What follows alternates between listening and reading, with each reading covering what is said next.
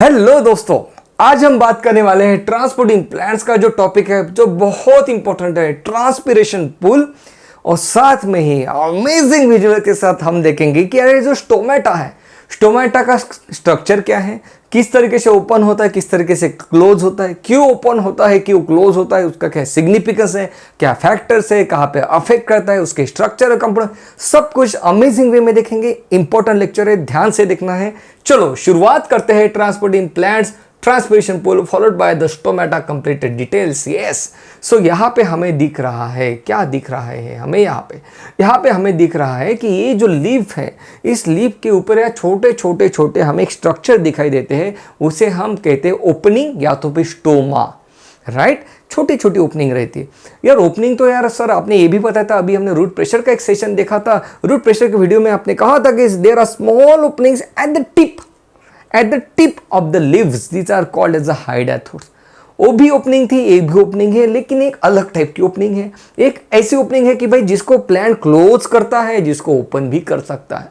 यार ओपन और क्लोज क्यों करना है प्लांट को, वो देखेंगे, है ना।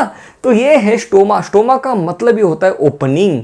तो ये स्टोमेटास मुझे माइन्यूट छोटे छोटे स्टोमेटास लीफ पे दिखाई देते हैं इस तरीके से। कैन यू सी हियर, यहाँ पे ये है स्टोमेटा, है ना, इस तरीके से। राइट, सो यहाँ पे देखो होता क्या है, यहाँ पे क्या होता है। सो ये जो लीफ के जो वाटर है, ये जो वाटर है ये हमें सेल के अराउंड दिखाई देता है लीफ में। यार सही बात है ना, बिल्कुल सही बात। ये आपको लीफ के सेल दिखाई दे रहे हैं, सेल के जो आजू बाजू में between the cells you can see there are water droplets. मतलब वाटर एक्यूमुलेट हो जाएगा, ड्रॉपलेट नहीं, वाटर है, बिटवीन द सेल है। ये भी एक इंपॉर्टेंट एमसीक्यू है, इसलिए बता रहा हूं मैं। Right, so water is present around the cell in leaf and stem. Now अब क्या होता है कि ये जो स्टोमेटा है ये ओपनिंग है ना यार, ये तो ओपनिंग है। बाहर तो टेम्परेचर ज़्यादा है, टेम्परेचर ज़्यादा है तो क्या होगा, मान लो एक सरफेस है, एक आपने टाइल ले ली आपके घर में, जो आपने एक टाइल्स ले ली, उसके ऊपर आपने पानी डाल दिया, तो with the help of sunlight वो एवापोरेट हो जाता है। वहीं पे चीज़ है यार, यहाँ पे भी एवापोरेशन होगा। देखो ध्यान से देखना किस तरीके से। ओके, ध्यान से देखना, ये देखो water in the form of water vapour यहाँ से बाहर जा रहा है स्टोमेटा में से। फिर से देखो, ध्यान से देखो, मेरा कहना ये है कि यार मुझे सेल के बीच में यहाँ पे वाटर दिखाई दे रहा है बिटवीन द सेल्स। यहाँ पे लीफ के पास टोमेटा भी है। कैन यू सी है टोमेटा।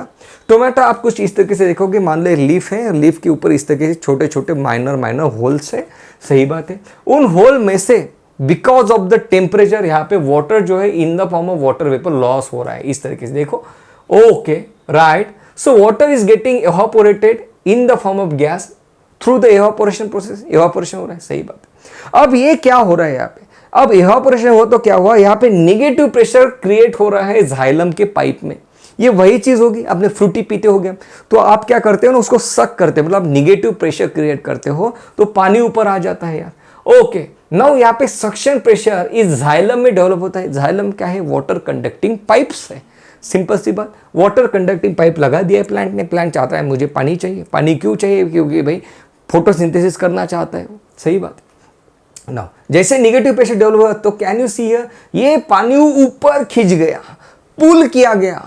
पुल किसके वजह से किया गया, सक्शन प्रेशर ने पुल किया। सक्शन प्रेशर क्यों डेवलप हुआ, क्योंकि एवापोरेशन हुआ ना यार, यहाँ पे वैक्यूम क्रिएट हो गई। Can you see here, cell के बीच में से यहाँ पे in the form of water vapour, ये वाटर वेपर बाहर जा रहे हैं तो यहाँ पे वैक्यूम क्रिएट हो गई ना। उस वैक्यूम क्रिएट हो गई तो पानी ऊपर आ जाएगा यार। बिल्कुल सही बात है, इस तरीके से पानी ऊपर आ जाता है। ओके, आपने, मुझे पता नहीं कि आप लोगों ने किया कि नहीं, हम तो बड़े बचपन में और खेल खेलते थे ना, कि मतलब अगर आपके पास इंक का पेन है, तो इंक का पेन को आप उसको छिड़क लो। सही बात है, ओके, 2-3 इंक के ड्रॉप नीचे गिर जाएंगे, फिर वहाँ पे आप उसका जो इंक का पेन का जो टिप है उस ड्रॉप के ऊपर आप रख लो और फिर से उस इंक को एब्जॉर्ब कर लेता है। तो वही चीज़ है यार यहाँ पे, सही बात है। ओके राइट, सो यहाँ पे water is pulled and this pull is called as a transpiration pull. Can you see here, यहाँ पे वाटर को देखो पुल किया जा रहा है, ये ऊपर पुल किया जा रहा है। बिल्कुल सही बात है, this pull is called as a transpiration pull. सही बात है। नाउ अब एक बात यहाँ पे आ रही है कि यहाँ पे वाटर एक एक ड्रॉप नहीं जा रहा है, water as a column move कर रहा है। Water as a column move कर रहा है। हाइट कितनी रहती है प्लांट की, ट्री की, बड़े बड़े ट्री की, तो ये एज अ कॉलम मूव करता है। लेकिन सवाल है कि एज अ कॉलम मूव कैसे करता है। तो यहाँ पे देखो, वाटर की प्रॉपर्टी है जिस प्रॉपर्टी को हम कहते हैं कोहेजन। मतलब ये पाइप है, सही बात है, ये पाइप है, यहाँ पे जो वाटर मॉलिक्यूल है ये एक दूसरे के प्रति कोहेजन दिखाते हैं। कोहेजन मतलब मतलब मेरे साथ वाले के साथ मेरा प्यार दिखाता है। सही बात है, तो यहाँ पे वाटर एक दूसरे का चिपक चिपक के आगे मूव करता है। सही बात है। और वाटर अधेजन भी दिखाता है। अधेजन मतलब क्या, वाटर के इस सरफेस के प्रति जो अपनी भावना है, उसका जो प्यार है, उसे हम अधेजन कहते हैं। सही बात है। तो वाटर का जाइलम के सरफेस के प्रति जो एफिनिटी है उसे अधेजन का, वाटर मॉलिक्यूल का एक दूसरे के प्रति जो प्यार है उसे हम कोहेजन कहते हैं। सही बात है। तो अधेजन और कोहेजन के प्रॉपर्टी की वजह से और because of the tensile strength of the water and because of tensile stress and surface tension, ये जो वाटर है एज अ कॉलम मूव करता है। टेंसाइल स्ट्रेंथ के वजह से वो कॉलम ब्रेक नहीं होता है, नहीं तो ब्रेक होते हुए जाता तो फिर और दिक्कत हो जाती। तो यहाँ पे बल्क में जाता है वाटर, ऐसे आवाज करते हुए नहीं जाता, आवाज मैंने डाला इफेक्ट आने के लिए। ओके, तो आपको ये समझ गया कि वाटर की कौन सी प्रॉपर्टी वाटर को हेल्प करती है ट्रांसपिरेशन पूल क्रिएट करने में। वाटर का अपना एक योगदान है, वो कोहेजन, वो अधेजन, वाटर का अपना एक टेंसाइल स्ट्रेंथ होना जिसकी वजह से एज अ कॉलम वो मूव करता है। वो बिल्कुल सही बात है। अब एक इंपॉर्टेंट फिनोमिनॉन, एक इंपॉर्टेंट पॉइंट, ट्रांसपिरेशन यार पुल हो रहा है यहाँ पे। ट्रांसपिरेशन मतलब क्या, pulling of a water column.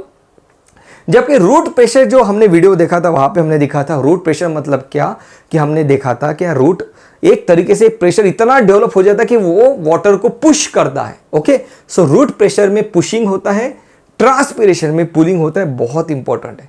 इस पर्टिकुलर टॉपिक पे आपने एमसीक्यू भी सॉल्व करना है दोस्तों। हाँ, जितना एमसीक्यू सॉल्व करोगे तो और कंसेप्ट क्लियर होते हुए आपका जाएगा। राइट, सबसे पहला पॉइंट है आपका कंसेप्ट क्लियर कर लेना with the help of beautiful visuals, with the help of beautiful tricks. अपने बेस को स्ट्रॉन्ग कर लेना, उसके बाद कोई भी एमसीक्यू सॉल्व कर सकते हो आप।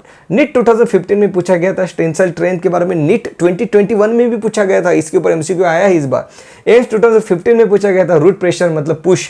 नीट 2008 कोहेजन प्रॉपर्टी के बारे में। AIIMS 2013 Dixon and Joly hypothesis इसे कहते हैं। हाँ, डिक्सन और जॉली का थ्योरी इसे कहते हैं, जिन्होंने कहा था कि बिकॉज ऑफ कोहेजन एंड अधेजन ये जो वाटर है एज अ कॉलम मूव करता है। सही बात है।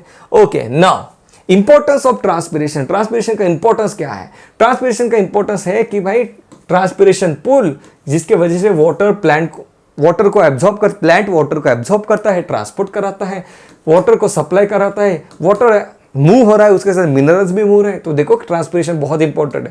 Because of the transpiration water का मूवमेंट होता है, लीफ कूल हो जाते हैं। सही बात है। और लीफ क्या है, टर्जिड रहते हैं, नहीं तो वो मुरझा जाते थे। बिल्कुल सही बात है। What are the factors affecting the transpiration? कौन से फैक्टर है जो ट्रांसपिरेशन को अफेक्ट करते हैं? जितना ज्यादा टेम्परेचर उतना ज्यादा एवापोरेशन, उतना ज्यादा ट्रांसपिरेशन पुल, ट्रांसपिरेशन बढ़ जाएगा।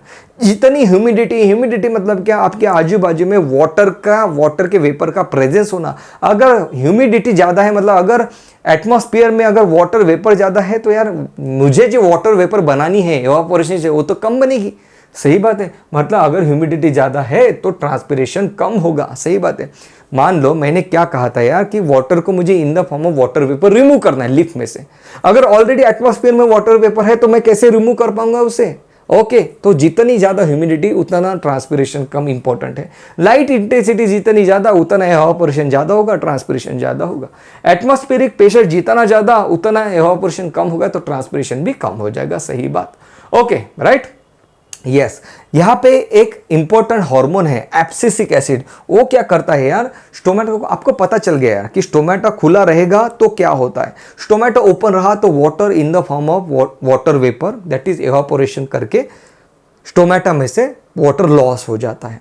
तो अपने को पानी को ट्रांसपोर्ट भी कराना है, लेकिन उसके साथ ही आपने देखा कि वाटर का जब ट्रांसपोर्ट हो रहा है तो water in the form of water vapour loss भी हो रहा है। तो जितना प्लांट वाटर एब्जॉर्ब करता है उसमें से 99% in the form of water vapour plant lose कर देता है। सिर्फ 1% ही बेचारा अपने लिए रख पाता है। सही बात है। अब कभी कभी प्लांट के पास अपने लिए खुद पानी नहीं बचता यार, 99% in the form of water vapour through the evaporation loss हो रहा है। ओके, ऐसे केस में प्लांट क्या करता है, रात में अपना स्टोमेटा क्लोज कर लेता है। या तो फिर प्लांट अगर चाहता है कि भाई दिन में भी मैं कम पानी यूज करूं, क्योंकि पानी के चक्कर में भाई मेरा पानी लॉस हो रहा है, तो प्लांट के पास एक हार्मोन है जिसे हम कहते हैं एब्सिसिक एसिड, जिसे हम कहते हैं ABA, एब्सिसिक एसिड। अब्बा मैं इसे कहता हूं अब्बा बहुत प्रोटेक्टिव है, अब्बा चाहते कि बेटा तेरा वाटर लॉस ज़्यादा हो रहा है तो अपना स्टोमेटा क्लोज कर ले। तो प्लांट के पास एब्सिसिक एसिड नाम का एक हार्मोन है, प्लांट ग्रोथ एंड हार्मोन में बात करेंगे, जो कि स्टोमेटा क्लोज कर देता है और प्लांट को हेल्प करता है ताकि वो वाटर को कंजर्व कर सके। Yes, which of the following helps in ascent of sap? Ascent of sap मतलब क्या कि रूट ने प्लांट वाटर को एब्जॉर्ब करना, एब्जॉर्ब करने के बाद सिम्प्लस एपोप्लास्ट के थ्रू जाइलम के पास लाके देना, और फिर जाइलम में with the help of transpiration pull tip of the tree के पास पहुंचाना। इस सब को हम असेंटोपस सैप कहते हैं। तो रूट प्रेशर डेफिनेटली हेल्प करता है, ट्रांसपिरेशन बहुत हेल्प करता है। कैपिलरिटी एक्शन मतलब क्या? अभी हमने देखा है ट्रांसपिरेशन पुल सक्शन प्रेशर जो डेवलप हुआ उसी कैपिलरिटी एक्शन कहते हैं। तो कैपिलरिटी एक्शन भी, तो इसका आंसर आता है डी। सही बात है। सो ट्रांसपिरेशन पुल के बारे में हमने क्या किया? ट्रांसपिरेशन पुल की बात कर रहे, पुश की बात नहीं कर रहे। Cohesion tension transpiration pull model हम इसे कहते हैं। सही बात है। Okay, now let's talk about the stomata. ये जो बात कही हमने, stomata stomata stomata stomata open होता है, जैसे water in the form of water vapour loss होता है। स्टोमेटा का स्ट्रक्चर कैसे है? स्टोमेटा कहाँ पे लोकेटेड रहता है? स्टोमेटा लीफ के ऊपर लोकेटेड रहते हैं, स्मॉल स्मॉल पोर्स मैं कहता हूँ उसे। सही बात है। जो डाइकॉट जो प्लांट है उसमें मुझे नीचे की तरफ ज्यादा स्टोमेटा दिखाई देते, मतलब ऐसा लीफ रहेगा ना तो उसके डॉर्सल रीजन में, ओके, डॉर्सल साइड में, तो उसे मैं हाइपोस्टोमेटिक स्टोमेटा कहता हूं। मोनोकॉट में दोनों साइड में मुझे स्टोमेटा दिखाई देते हैं, जिसे मैं एम्फीस्टोमेटिक लीफ कहता हूं। तो ये इंपॉर्टेंट है।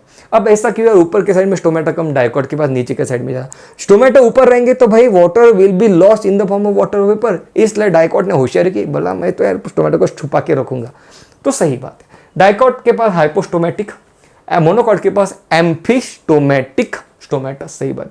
सबमर्ज प्लांट्स, इनके पास कोई स्टोमेटा नहीं होता, कोई जरूरत भी नहीं है, डायरेक्टली वो वाटर, मतलब वाटर तो बहुत सारे इनके पास डायरेक्ट वाटर गैस का एक्सचेंज कर देते हैं, उनके पास स्टोमेटा की कोई जरूरत नहीं। C3 प्लांट्स और C4 प्लांट्स के बारे में इंपॉर्टेंट पॉइंट है जो हमने नोट करना है। C3 प्लांट्स का क्या करते हैं? जब इस स्टोमेटा में से water will be loss from the in the form of water vapour, ये तो हमने देखा। तो जब यहाँ पे 200 वाटर के मॉलिक्यूल जब बाहर लॉस होंगे तब एक CO2 अंदर आएगा। मतलब स्टोमेटा में से क्या होता है यार कि देखो दो चीजें हो रही है स्टोमेटा में से, वाटर भी लॉस हो रहा है और वहां से CO2 भी एंटर कर रहा है जो उसको फोटोसिंथेसिस के लिए चाहिए। सही बात। तो यहां पे एक आ गया है, C3 प्लांट जो है 200 वाटर मॉलिक्यूल्स को पहले बाहर भेज देता है, तब जाके CO2 आता है। जबकि C4 प्लांट्स में 100 ही बाहर जाएंगे और एकदम जल्दी से CO2 भी आ जाएगा। तो यहाँ पे कौन ज्यादा इफिशिएंट है? तो मुझे ये पता चल रहा है C4 ज्यादा इफिशिएंट है। C3 तो नखरे कर रहा है। C3 कह रहा है कि पहले 200 वाटर मॉलिक्यूल बाहर जाएंगे, वाटर का लॉस होने दो। ओके, तो यहाँ पे इफिशिएंट कौन है? C4 प्लांट ज्यादा इफिशिएंट है। तो ये इंपॉर्टेंट सेंटेंस है। C4 plants are twice as efficient as C3 plant in terms of fixing the carbon dioxide. अच्छे से कार्बन डाइऑक्साइड को फिक्स करते हैं, इंपॉर्टेंट पॉइंट है, ये मैं आपको बताना चाहता था। तो ये हमने थोड़ा लोकेशन के बारे में देख लिया स्टोमेटा के। Now let's talk about the structure of stomata. Stomata क्या है? बीच वाला पोर। ओके, बीच वाला पोर को कौन गार्ड कर रहा है? तो मुझे यहाँ पे दिख रहा है कि जो सेल है ये बीच में जो मुझे पोर दिखाई दे रहा है इसको गार्ड कर रहे हैं। तो जो गार्ड जिसने किया उसे मैं गार्ड सेल कहता हूं। सही है। जो गार्ड कर रहा है उसे मैं गार्ड सेल कहता हूं। इस गार्ड सेल के आजू बाजू में मुझे कुछ उसको असिस्टेंट सेल दिख रहे हैं, उसको सबऑर्डिनेट दिख रहे हैं। ये तो भाई इसका तो बड़ा माहौल है, ये बड़ा है। बाकी उसके आजू बाजू छोटे छोटे सेल्स भी मुझे दिख रहे हैं, उनको मैं सब्सिडरी सेल्स कहता हूं। उनको मैं सब्सिडरी सेल्स कहता हूं। ये रहा गार्ड सेल, ये रहा सब्सिडरी सेल। सही बात है। अब मैं यहाँ पे एक और चीज नोट कर रहा हूं। जैसे मैं इसे ध्यान से देखता हूं तो मुझे दिखता है कि यहाँ पे जो इनर वॉल है, ये जो गार्ड सेल की जो इनर वॉल है, ये यहाँ पे मुझे थिक दिखाई देते हैं। देखो कितनी थिक है, कैन यू सी? ये थिक है, जबकि इसके आउटर वॉल ये थिन है। कैन यू सी? ऐसा क्यों है? ध्यान से देखेंगे, अमेजिंग विजुअल के साथ पॉइंट आएगा। पहले पॉइंट नोट कर लो, बाद में देखेंगे ऐसा क्यों है। लेकिन इनर वॉल थिक है, आउटर वॉल थिन है। सही बात है। इसके साथ ही मुझे यहाँ पे दिखाई देता है कि सेल्यूलोज के माइक्रोफाइब्रिल्स जो रेडियली अरेंज है। Can you C?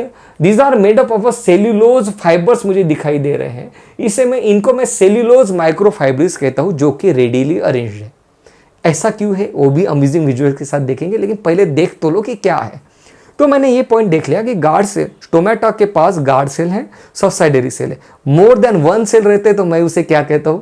एपरेटस। जैसे मैंने एग एपरेटस वर्ड यूज किया था सेक्सुअल रिप्रोडक्शन फ्लावरिंग प्लांट्स में, वैसे ही मैं इस कंप्लीट स्ट्रक्चर को मैं कहता हूं stomatal apparatus. Stomatal apparatus is made up of guard cell and subsidiary cell. Okay, right. तो गार्ड सेल हो गया और ये हो गया सब्सिडियरी सेल, राइट। बात कर रहे हैं डाइकॉट की। डाइकॉट के जो गार्ड सेल है ये मुझे बीन शेप के दिखते हैं, जैसे किडनी जैसे दिखते हैं, इसे बीन शेप कहते हैं। मोनोकॉट्स के जो गार्ड सेल है ये रहते हैं डम्बेल शेप, सही बात। ना ये बार बार इसके ऊपर एमसीक्यू आ रहे हैं यार, ओके राइट फाइन। अब यहाँ पे देखो क्या होता है, अब यहाँ पे देखो इनिशियली तो ये गार्ड सेल इस तरीके से क्लोज है, स्टोमेटा जो है क्लोज है, कैन यू सी, ये रहा स्टोमेटा को ओपन होना और यहाँ पे अब हम स्टोमेटा को क्लोज कर रहे हैं ना। अब यहाँ पे ध्यान से देखो होता क्या है, अब ये सन है यहाँ पे और यहाँ पे मुझे दिखाई दे रहा है ये जो गार्ड सेल है ये कहाँ पे रहते हैं, स्टोमेटा इपिडर्मल रीजन में रहते हैं, इपिडर्मल रीजन। ये जो हम लीफ का जब डिटेल में स्ट्रक्चर हम पढ़ेंगे तब हम पढ़ेंगे जो आउटर मोस्ट लेयर रहती है लीफ की उसे हम इपिडर्मिस कहते हैं। आउटर मोस्ट जो लेयर रहती है इपिडर्मिस की उसके पास क्लोरोप्लास्ट नहीं रहता है, जबकि बहुत इंपॉर्टेंट मैं बता रहा हूँ मैं, you should note it down, guard cells are the only epidermal cell that possess chloroplast. अब इनके पास क्लोरोप्लास्ट है, भाई इनके पास क्लोरोप्लास्ट क्यों दे दिया भाई, इतना क्या खास है इसमें, तो ध्यान से देखते हैं, मेहरबान कदरदान होशियार, राइट। अब यहाँ पे देखो जैसे आपने क्लोरोप्लास्ट लगा दिया, क्लोरोप्लास्ट लगा दिया तो भाई यहाँ पे फोटोसिंथेसिस होगा, फोटोसिंथेसिस होगा तो यहाँ पे ग्लूकोज बनेगा, ग्लूकोज बनेगा तो यहाँ पे शुक्रोज भी बनेगा, यहाँ पे शुक्रोज भी बनेगा, यहाँ पे शुक्रोज भी बनेगा, शुक्रोज भी बनेगा यहाँ पे, ओके राइट, बहुत सही बात, ओके उसके बारे में भी आएंगे। जैसे शुक्रोज यहाँ पे आ गया तो क्या होगा, शुक्रोज यहाँ पे आ गया तो यहाँ पे water molecule will follow, sucrose तो सोल्यूट है, वाटर को अट्रैक्ट कर लेगा, जैसे अट्रैक्ट कर लेगा तो क्या होगा, यहाँ पे वाटर की एंट्री हो जाएगी तो गार्ड सेल टर्जिड हो जाएगा, वो गार्ड सेल ओपन हो जाएगा। ये रहा पहला मैकेनिज्म।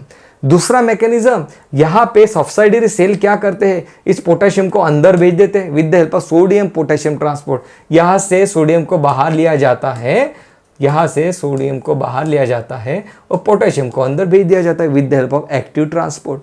पोटेशियम यहाँ पे गया मतलब यहाँ पे क्या हो गया, सोल्यूट पोटेंशियल, यहाँ पे क्या हो गया, सोल्यूट पोटेंशियल यहाँ पे कम हो गया, सोलर पोटेंशियल कम हो गया, यहाँ पे सोल्यूट चला गया तो ये खींचेगा वाटर को अपनी तरफ, यहाँ पे वाटर अपनी इसके अंदर गया, जैसे ही वाटर इसके अंदर गया तो क्या हो जाएगा, जैसे ही इसके अंदर गया तो guard cell will become turgid. Guard cell जैसे ही टर्जिड हो जाएंगे तो गार्ड सेल इस तरीके से ओपन हो जाते हैं, गार्ड सेल ओपन हो जाते हैं और इस तरीके से प्लांट अपने स्टोमेटा को क्लोज और ओपन करता है। फिर से देखो, ध्यान से देखो, ड्यूरिंग डे लाइट क्या हो रहा है, यहाँ पे देखो ड्यूरिंग डे लाइट क्या होता है, यहाँ पे active uptake of the potassium ion takes place by the guard cell, guard cells become hypertonic, water moves by endosmosis, guard cells become turgid. जैसे ही वाटर ने मूव किया, मैंने आपको बार बार बताया है, आज से 4-5 वीडियो में मैं लगातार बता रहा हूँ, जहां जहां पे सोल्यूट जाता है सोल्यूट वाटर को अपनी तरफ खींच लेता है। यहाँ पे मिनरल गया, मिनरल ने वाटर को अपनी तरफ खींच लिया तो भाई ये टर्जिड हो जाएगा ना, इसके अंदर पानी चला गया तो ये टर्जिड हो गया तो गार्ड सेल यहाँ पे ओपन हो गए, बिल्कुल सही बात, स्टोमेटा ओपन हो गया actually, right. Transpiration and exchange of CO2 and O2 takes place because of the diffusion coefficient. यहाँ पे एक चीज बताई थी यार कि भाई स्टोमेटा में से वाटर भी लॉस हो रहा है, स्टोमेटा में से CO2 अंदर जा रहा है, सिंथेसिस के लिए चाहिए ना, फोटोसिंथेसिस के लिए, स्टोमेटा में से ऑक्सीजन भी बाहर जा रहा है, तो ऐसा कैसे हो सकता है यार कि CO2 अंदर जा रहा है, O2 बाहर जा रहा है। It is possible because this both the gases they have different diffusion coefficient.